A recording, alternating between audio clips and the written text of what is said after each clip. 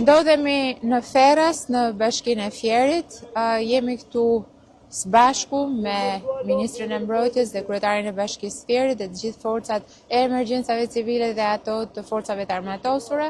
Është bërë evakuimi të gjithë banorëve nga zona e Ferrasit, të gjithë ato shtëpi që kanë pasur problematika dhe që uji ka qenë prezent, janë evakuar që të gjithë qytetarët. Bashkia e Fierit ka përgatitur një nga konviktet dhe është i gatshëm për t'i pritur të gjithë njerëzit që janë evakuar. Megjithatë, nga që kemi marrë vesh këtu në zonë, të gjithë kërkojnë të qëndrojnë afër banesave tyre, kështu që kanë preferuar që të qëndrojnë në shtëpitë të tjera të cilat nuk kanë prezencë të ujit. Megjithatë, duhet themi një fakt shumë të rëndësishëm, do ta thotë Ministri i Mbrojtjes, nuk ka pasur çarje të argjenaturës së Ferrasit. Thjesht niveli i ujit është më i lartë se vetë argjenatura, kështu që ka pasur hyrje të ujit në zonat e banuara, por jo çarje të argjenaturës, siç është thënë deri tani në disa nga infot e shpërndara në media.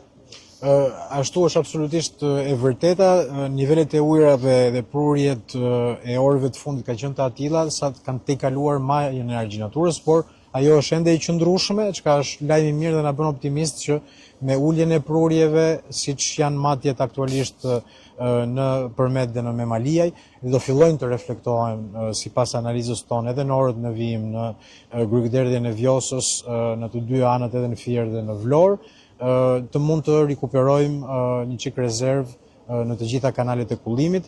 Hidrovorët gjithashtu në të gjithë zonën edhe deri në Darzez janë kapacitet të plot për të krijuar, siç e thash, rezervë optimale në rast se kemi vërshime të tjera.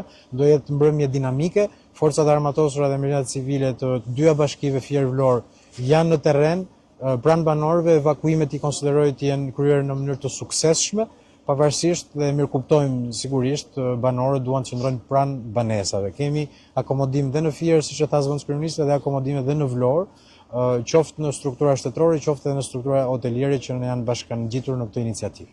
Sa është numri i personave të evakuar? Aktualisht kemi 20 persona të evakuar në pjesën e Vlorës, të fshatrave përballë.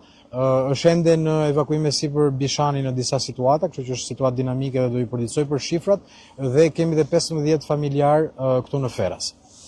Shumë e rëndësishme të themi edhe një herë që sot në mëngjes, në pikën e matjes që ne përdorim për të matur lartësinë dhe prurjet e lumit Vjos në Memaliaj, ka qenë niveli 8 metra.